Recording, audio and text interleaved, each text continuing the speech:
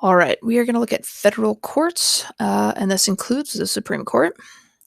So let's just refresh Federalist number 78, right? Hamilton is going to argue that an independent judicial branch is essential to protecting our liberty, right? And he's going to imply that the court has the power of judicial review, which is to overturn executive actions or laws passed by Congress that are deemed unconstitutional.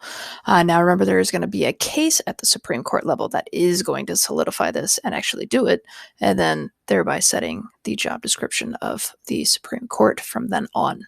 So we will look at that quickly here soon. All right, let's first look at jurisdiction. All right, so there is original and there is appellate. So original jurisdiction is where the case is heard very first, right? This could be a county court, a state court, or even a federal court under certain circumstances, okay? And then there's the appellate cases, and this is going to be brought on appeal from a lower court. We are appealing that a higher court take a look at a case and a decision made because we feel that there was something done incorrectly in the process or a constitutional right was not upheld. So federal jurisdiction, cases that involve the Constitution, federal laws, or treaties go to a federal court, okay? Some cases that begin in state courts can be appealed to the Supreme Court, not all, but some. Controversies between two state governments can only be heard by the Supreme Court, okay? So for example, in your textbook, you should have read the case that didn't happen, which basically was Oklahoma and Nebraska suing Colorado because we have legalized marijuana.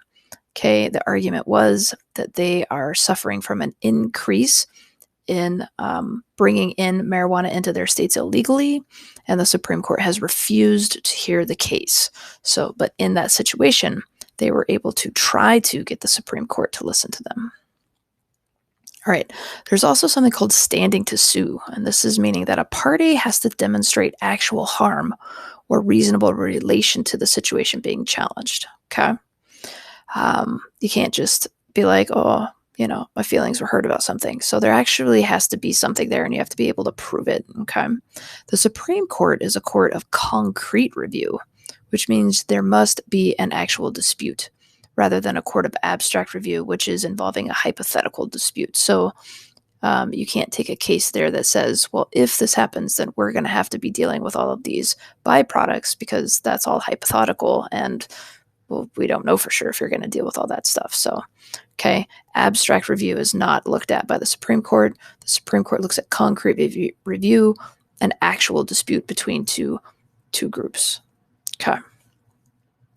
So let's look at the structure of federal courts. There's a district court. This is the point for most litigation in a federal court system. Okay, this is where your trial courts are. Then it goes to the courts of appeal. This is going to be where they review the decision of the district courts, right? And then there's going to be the Supreme Court, okay? And this is the final court of appeal, all right?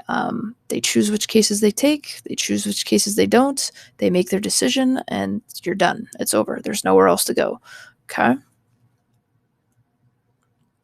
Here's an image of the federal circuit. Okay, so these are the federal courts. Colorado, we fall inside of Federal District 10. Okay. All right, so let's look at writ of certiorari. So this is called the rule of four. Okay, requires an agreement of 4 justices to hear the case. Okay, so if you get 4 justices to hear the case, all right, and it's involving significant federal or constitutional questions. Okay, so 4 judges say we should hear it. There's definitely a federal or constitutional question there, okay? And that it's involving conflicting decisions by circuit courts. So maybe the circuit court decided one way on the issue, the circuit court decided another way on the issue. Everybody's kind of making their own decisions in the lower courts, okay? That's another reason why the Supreme Court might take a case, okay? Or it's just involving a constitutional interpretation by one of the highest state courts, okay? So gay marriage was taken up mostly because of the conflicting decisions by circuit courts, because basically, right, the big court of them all was not happy that all of their little courts were just doing whatever they wanted. There needed to be some sort of consistency, all right? And so that's why they took the case on under the rule of four. All right, so kinds of court's opinions. Okay, there is the majority opinion. Okay, this is the overall opinion of the court. All right, giving their reasoning as to their decision. There's the concurring opinion, which agrees with the ruling of the majority, but maybe they have a different reason or an additional reason for their ruling. And then there's the dissenting opinion. Okay, this is a minority opinion that basically expresses, I don't agree with this because of these things. Okay, and it lays out their argument. And then there's something called stare decisis. Okay, which basically is just the idea that the original ruling stands and we're going to just respect the precedent already set. Okay, so any case that's already been decided by the court has set a precedent. Stare decisis is a statement that says we're going to just respect that precedent. We're not going to take further cases challenging that. We believe that that was the right decision and we're going to move forward with that. All right, so let's look at judicial review. So this is the power of the federal courts to rule on the constitutionality of laws or executive actions, right? It's the chief judicial weapon in the checks and balances system. So remember the Madisonian model. This is the biggest thing that the judicial system has that Hamilton argued was their ultimate power. So Marbury v. Madison, okay, this is the Supreme Court case that basically declares a congressional act unconstitutional. It's the first time it's done, and it sets the standard for what the Supreme Court is going to do thereafter. In the McCulloch v. Maryland case, all right, just 16 years later, this is going to be where power is granted to the federal government should be kind of looked at in a broad fashion, and that federal law is supreme over state law. Okay, so again, we're kind of enlarging the idea that federal law is superior, all right? And this is going to be a trend for quite some time. It's kind of taken a shift at this point, but right. And the Marbury v. Madison is going to say, hey, you know what? We have the power to declare things unconstitutional. And that's what they did in that case. So let's look at the role of the president in selecting judges. Okay, so all federal judges are appointed by the president, but remember, checks and balances, they are then confirmed by the Senate. Okay, judges serve for life, which is definitely the debate being had at this point.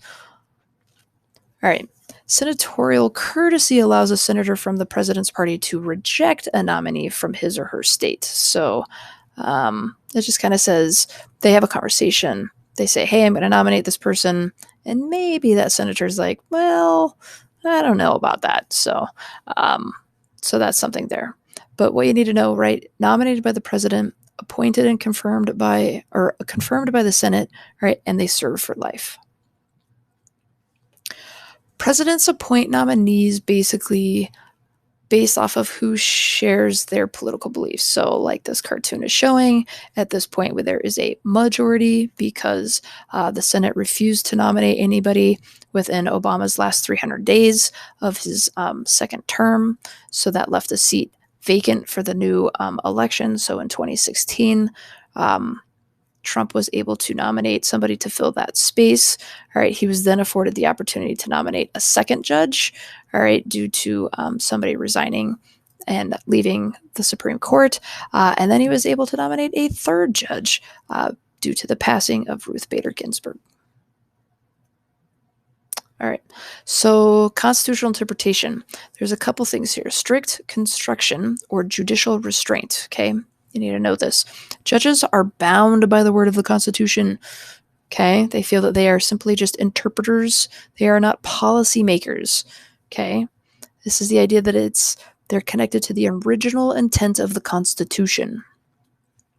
Then there's the loose construction, okay, or judicial activism. And this is the idea that judges look at the underlying principles of the Constitution, all right, and this can result in new policy.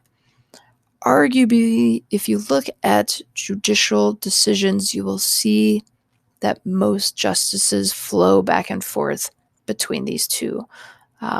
Even some of the ones that argue to be the strictest of constructionists, sometimes in some of their decisions, you can see a little loose construction peeking through in their arguments.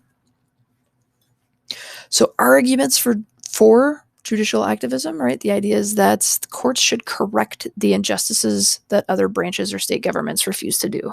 Okay, so states, Congress refuse to pass laws, do certain things, right? It's the job of the judicial activist to make sure things are right. So courts are also the last resort for those without the power or influence to gain new laws. Okay, I mean, we've debated it in class, right? But the idea is those with a bigger pocketbook tend to get bigger influence. The courts are the last one where the little person without the big pocketbook typically can have some sort of say. So arguments against judicial activism, right? That judges lack expertise in designing and managing complex institutions. This isn't their specialty, right? Their specialty is law and constitution. Okay, or that initiatives require a balancing of policy, all right, and public revenues. So also the idea that the courts aren't accountable because judges are not elected. So because they serve life terms, they shouldn't have a say in things that create policy for people. Policy should be left to the people who are elected and chosen by the people. So checks on judicial power. Okay, remember Madisonian model, the president and states ignore, all right, or evade decisions. That definitely has happened in the past. Okay, Congress can impeach judges for bad behavior, and Congress can pass legislation limiting court decisions. Congress and states can also amend the Constitution to make changes. Congress can also alter the court's jurisdiction. Congress can change the number of judges. So our federal Congress does have the power to change the number of judges sitting on the Supreme Court right now. All right, so we've been at 9 since the 1860s, and we are currently, there are debates on whether to bump that number up. So I don't know. Time will tell, but Congress does have the power to make that change. Okay, so insulation from public opinion, right? The idea is that because they're appointed and they serve life, public opinion doesn't really weigh on them. So like what we say in a poll doesn't necessarily have anything to do with their future in their position. Okay, their deliberations are secret. Their court proceedings are recorded verbally, but not on video. So you can't see them, but you can hear the arguments. So they're a little bit more insulated from the people. All right. Now, defying public opinion can be dangerous, all right, to the legitimacy of the court. Remember, this is one of the last pure branches of our government that are not running to the falter of media whims and polls. So to sway all of a sudden to public opinion could take away a bit of their legitimacy. Impeachment and lack of enforcement powers does mean that justices aren't completely isolated. They do kind of have to know what's going on in the world. They can't just live in a bubble. All right, there you go, guys. So update your vocab. Make sure you understand the citizen story at the beginning of this, looking at the different cases. All right, be sure to answer your note taker, and until next time.